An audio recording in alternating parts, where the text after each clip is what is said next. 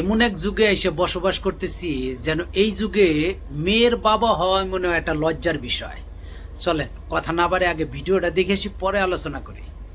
হ্যাঁ, পুলিশ হয় আমি আমি বিচার পাচ্ছি না, তার সাধারণ জনগণ কিভাবে বিচার পাবে? আমার মেয়েকে নিয়ে আমি ঈদ করতে পারলাম না। আমি কোথায় কোথায় যাইনি, এই মেয়ের জন্য এমন কোনো জেলা নেই, এমন কোনো জায়গা নেই যে আমি যাইনি। আসসালামু আলাইকুম, আমার নাম মিস তাসনিয়া রানা তামান্না। আমার বাবার নাম মোহাম্মদ রানা মাসুদ। আমাদের জেলা জয়পুরহাট, থানা পাঁচবিবি।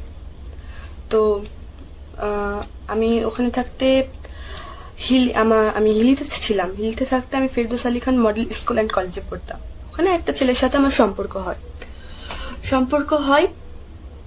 তো ওখান থেকে আমার বাবা আবার আদমদিঘি থানা, বগুড়া আদমদিঘি থানা ট্রান্সফার হয়ে আসে। মানে ছেলেটার সাথে তো আমার দীর্ঘদিনের সম্পর্ক, 4 বছরে। তো তারপর ওই ছেলেটার সাথে আমি চলে আসার পর আমার বাবা আমাকে মানে জোর করে নিয়ে যায়। নিয়েও যায়, আমার শ্বশুর শাশুড়ির লোকদের উপর মারধর করে। আমার হাজবেন্ডের নামে মিথ্যা মামলা দেয়। তারপর আমার শ্বশুর শাশুড়িদের নামেও মিথ্যা মামলা দেয় যে আমাকে নাকি অপহরণ করে নিয়ে আসছে। ওরা নাকি আমাকে অপহরণ করে নিয়ে আসার পর আমার বাবা তারপর আমাকে মানে আদমদিঘি যেখানে আমরা থাকি ওখানে আমাকে নিয়ে যাওয়ার পর আমাকে বগুড়া কোর্টে তোলার আগে আমাকে মারধর করতো, মানে প্রচুর ধরনের মারধর করতো আমাকে। তুই কোর্টে বলবি যে তোকে অপহরণ করছে, এরকম হুমকি টুমকি দিত। ঠিক আছে, হুমকি টুমকি দিত, তোকে অপহরণ করছে এরকম বলবি না, তোকে মেরেই ফেলবো। তাও আমি কোর্টে বলিনি। আমি ওই আমার 22 ধারা একটা জবানবন্দি আছে, ওখানে আমি বলছি যে না, আমাকে অপহরণ করেনি, আমি ইচ্ছাকৃত ভাবে গেছি। আর আমার বাবাকে মানসিক ভাবে প্রচন্ড আমাকে টর্চার করতো, প্রতিদিন মারধর করতো। মানে অমানুষ যেরকম মানে ওইরকম, আবার সাইকোর মতো মানে আমাকে মারধর করতো এরকম, যে মানে ওনাকে জিততেই হবে, আর আমার এই রিলেশনটাও মেনে নিবে না। তো তারপর আমি ওই জবানবন্দি দিয়ে আসার পর বাসায় চলে আসার পর আমাকে মানে মারধর তো করে। মানে বাসায় আসার পর আমি সেফ হোমেও থাকতে চাইছিলাম, আমাকে সেফ হোমে রাখেনি আমাকে বাবা আমার সাথে পাঠাই দিছে আমাকে। এখন বাবার সামনে আমি ওদের টর্চারিং কোনোভাবে সহ্য করতে পারছিলাম না। তারপর আমি কি করি, আমার হাজবেন্ডের কাছে আমি আবার পালায় চলে আসি। এই কথা আমার শ্বশুর শাশুড়ি জানে না। আমাদের শ্বশুর শাশুড়ি জানতো আমাকে কিন্তু দিয়ে পাঠাতো ওদের কাছে, কিন্তু আমার শ্বশুর শাশুড়িও এই বিষয়ে জানে না। এখন আমি যেটা দেখতেছি, আমার বাবা কি বলে পোস্টার ঢাকায় সম্মেলন করতেছে, বিভিন্ন সাংবাদিকের কাছে আমার মানে একটা পোস্টার নিয়ে দাঁড়াইছে। আমার বাবা আমার মা ওরা মানে রাস্তায় বসে কান্নাকাটি, এত পরিমাণ অ্যাক্টিং জানে, মানে অ্যাক্টিং এর মানে ওরাই সেরা। আসলে সবই হচ্ছে অহংকার আর টাকা।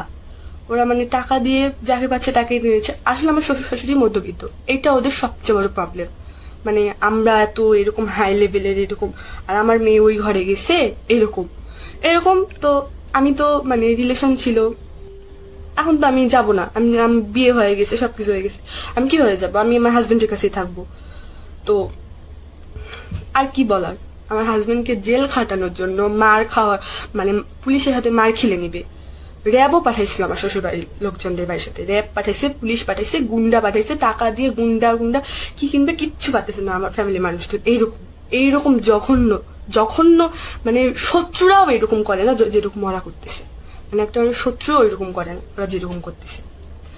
তারপর আমার হাজবেন্ডকে মারার জন্য মানে খুব চেষ্টা, মানে মেরেই ফেলবে, মানে ফাঁসি দিবে। আমাকে অপহরণ করছে এটা নিয়ে ফাঁসি দিবে। এখন নিজের মেয়ের মান সম্মান তো এইভাবে নষ্ট করতেছে, নিজের মান সম্মানও নষ্ট করতেছে। এরকম সাংবাদিকদের কাছে যায়, এরকম পোস্টার দিয়ে এরকম এগুলো করার কোনো মানে আছে? এগুলো করার আরে ভাই, আমি তো ইচ্ছাকৃত ভাবে আসছি, আমাকে অপহরণ করেনি, আমি ইচ্ছাকৃত ভাবে আসছি এখানে। তেমন করার মানে কি? আর আমার মাথা পাগল হয়ে গেছে। আমি এর আগেও একটা ভিডিও করছিলাম, ওই ভিডিওটা আপনারা হয়তো দেখছেন, যে আমার হাজবেন্ডকে নিয়ে ভিডিওটা করছি। আমি ভালো আছি, এখন আবার এই সাংবাদিক এসব দেখে আমার মাথা তো ফুল নষ্ট হয়ে গেছে। আমি আর কি বলবো? আমার শ্বশুর শাশুড়ি এসব বিষয় কিছু জানে না। আমার হাজবেন্ড মানে এটা একটা প্রেম ঘটিত বিষয়, এটা তো মানে কোনো অপহরণ কিছু না। আর কি বলবো আব্বু, আমি যেখানে আছি অনেক ভালো আছি, দয়া করে আমার পিছু ছাড়ো। আর এগুলা ভিডিওটা তো দেখলেন, এখন মনে হইতেছে এ যুগের বাবারা সেই জাহিলি যুগে ফেরত যাবে। কারণ নিজের লজ্জার হাত থেকে বাঁচার জন্য। জাহিলীয় যুগে যেরকম জীবিত মেয়েদেরকে কবর দেওয়া হইতো, ঠিক এই যুগে মনে হয় ঠিক ওই রকম হবে। তার কারণ একজন মেয়ের বাবা আত্মনাদ করতেছে, তার মেয়ে অপহরণ হয়েছে, অথচ মেয়ে সে বাবা মার উপরে অপবাদ দিতেছে তার প্রেমের সম্পর্ক আছে। এখন বলেন তো, এই মেয়ে তার বাবা মাকে এখন লজ্জিত করলো না? তো এই লজ্জা থেকে বাঁচার জন্য হইল এখনকার যে সমাজ, যে যুগে বসবাস করতেছি, এই যুগে বাবারা সেই জাহিলি যুগে ফেরত যাবে, যে কন্যা সন্তান জন্ম নেওয়ার সাথে সাথে তাকে জীবিত দাফন করা হবে। এর বিকল্প কোনো কিছু দেখতেছি না। এখন এই যুগে কন্যা সন্তান হওয়া মানে একজন বাবার লজ্জিত হওয়া। আল্লাহ আমাদেরকে হেফাজত করেন এই সমস্ত ফিতনা, এই সমস্ত লজ্জা থেকে। আল্লাহ আমাদেরকে সকলকে সঠিক বুঝ দান করেন, আল্লাহ আমাদেরকে হিদায়াত দান করেন, আমিন।